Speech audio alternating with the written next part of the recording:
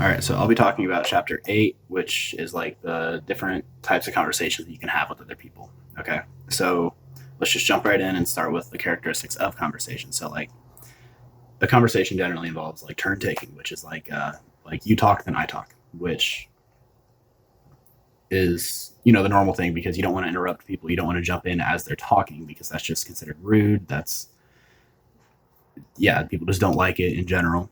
Okay. Um, and then there's another. It's called extemporaneous conversations, which they're unplanned and like a lot of people don't like. They really don't like it. Like say like you're out, you don't plan on talking to somebody. You're going out somewhere. You just kind of get some errands done, and then somebody says like, "Hey, how have you been?" That kind of thing, and then you're like, it can lead to awkward conversations. It can be like you don't know what to say to this person. So some people don't like that. A lot of people don't like that actually, like at all. So it only works with like some people. So like if you didn't plan on having a conversation with somebody, it can be rude to just jump in and just start talking to them. But some people consider it rude to not talk to them if you see them out in public. So just do with that what you will, I guess. Um, Conversations are also locally managed, meaning like the two people talking, they would control the flow of the conversation, the tone of the conversation, like what you talk about, like the topics, that kind of thing, and then also like if it just goes off course, they can decide when to end the conversation, that kind of thing. Um, it's basically just between those two people. If there's a lot of people, it gets more complicated than that, but we're not talking about that right now. Okay, so the different variations of conversations that you can have. There's actually 29 different types. Some types include like small talk, which is like oh the weather's nice or something like that, or the weather's terrible. Small talk everybody can relate to. You can talk to anybody about it. Um, Catching up. That's like you're talking to a friend or maybe a coworker, like, hey, what's been going on since I was gone, or like you're just trying to get information about what's happened since you saw them last. Okay. And then current events talk is another one, which is like you're discussing what happened in the news. Okay. Or like something that's going on right now that like you can talk about because everybody knows what's going on, basically. Joking around talk, that's self explanatory. That's, you're just joking with a friend or joking with somebody that you know, that kind of thing. Um, Love talk, that's like more like two romantic partners, like talking with each other, like not in like a formal way, I guess. Reminiscing. So that's like with an old friend, like you can be talking to them about like, oh, remember when we used to do this, or remember this when we were little, that kind of thing. Like if you can just like be like remembering old times and like just having a good time just talking about it. Gossip. That would be like you're just talking about someone else or like about like a certain group or whatever that's been going, like, that and exchanging information involving that. Um, Tones of conversations, it gets a little bit complicated here. So like if you're talking to someone that you don't want to talk to, or if you dislike them for some reason, um, you're going to have a different tone with them, regardless if you notice it or not, than you would if you were talking to somebody that you actually want to talk to, that you want to see more often, that kind of thing. Um, so sequences of conversations. So generally, conversations will have like a beginning, a middle, and an end. Some conversations don't, depending on like, what culture you're in, or some conversations don't like. It's not obvious what the beginning, middle, or end of the conversation is.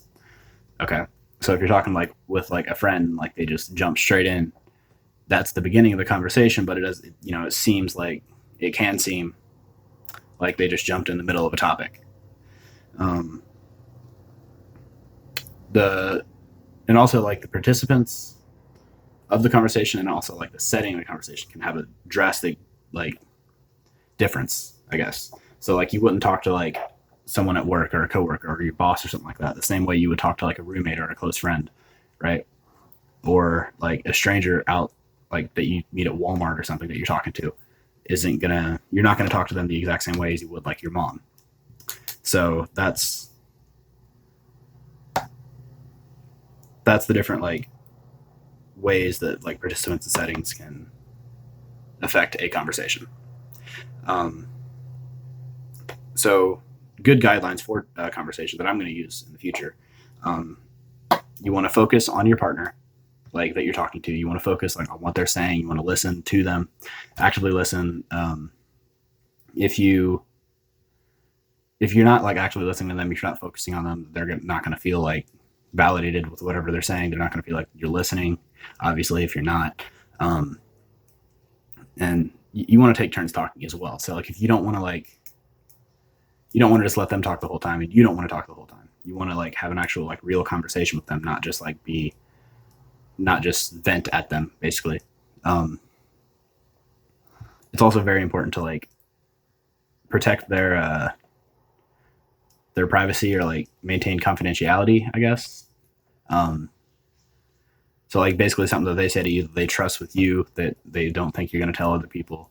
You shouldn't tell other people if, unless it's like something like really serious, like it's a threat or something, or they're like a threat to themselves or others, that kind of thing. But other than that, you don't want to talk about what someone said to other people unless you have their permission to say it.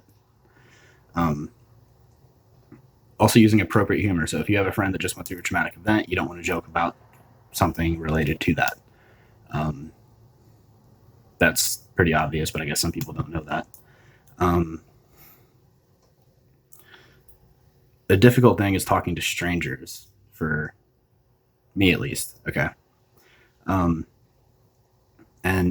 in this chapter, it listed a bunch of ways. I just wrote down some, like ask non-prying questions. You don't want to like delve into their personal life. You don't want to like ask them about stuff that like they would have to like explain a lot or be uncomfortable with answering. So, you could just be like, oh, where'd you get your shoes? Those are nice. Or you could just like say like, I don't know, like that's all I can think of right now. But you get the idea. Like you don't want to like force them to talk about their personal life with someone they don't know. And another good way to do it, or another good thing to do, is introduce yourself. And also like give a reason why you're talking to them. Like, hey, my name's Logan. I saw that you forgot something in the store over there, and I just wanted to bring it to you, or something. I don't know, just like a nice thing to do, maybe. Or just like, hey, I saw you were sitting there. Are you still sitting there? My name's Logan, that kind of thing. Like that's just all I can think of off the top of my head, honestly. But you can also just like make a comment about like something like they're wearing, or like something that's like, maybe add some humor to it too, if you want.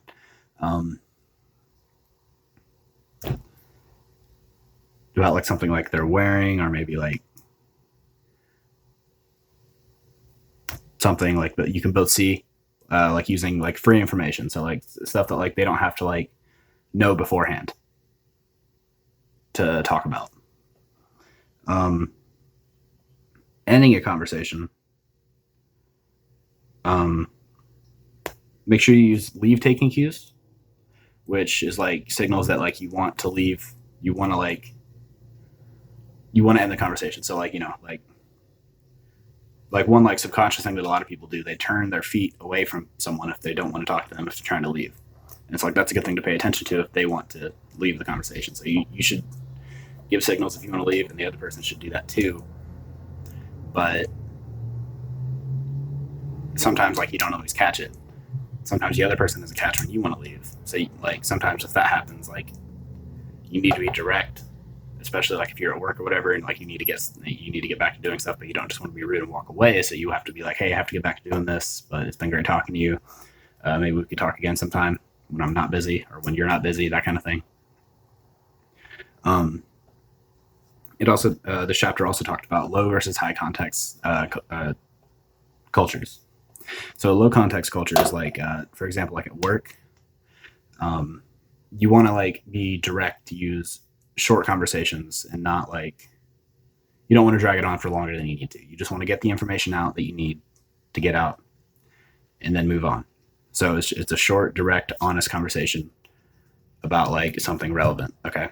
And you don't want to just like, you're not going to be or I mean, you can, but you don't want to be like gossiping at work. You don't want to like just standing around talking to someone for 20 minutes at work, as opposed to like a high context culture, which is like, talking between friends where like, they already know each other. They already like know basically what's going on. It's like more indirect stuff. So like, you wouldn't be stressing like, keep the conversation short and simple. You'd be more like, you can talk to them like a gap in the conversation where it's just completely silent. That's comfortable between two friends. Usually that's like a meaningful thing. Um, and you want to, in a high context culture, you want to prioritize like maintaining a harmony, uh, in a sense that like you want to maintain this relationship with this person. Whereas low context, you're at work, you don't care if they get upset because they have to do something. You don't care if they get upset if they hear something they don't want to hear. If like if you tell them like, hey, I need you to go do this, but they don't want to do it, you don't care if they get upset. So in closing, I'm going to say that I would use a lot of this information. I did learn some stuff that I will use in the future in my own conversations. So that was my talk about chapter 8.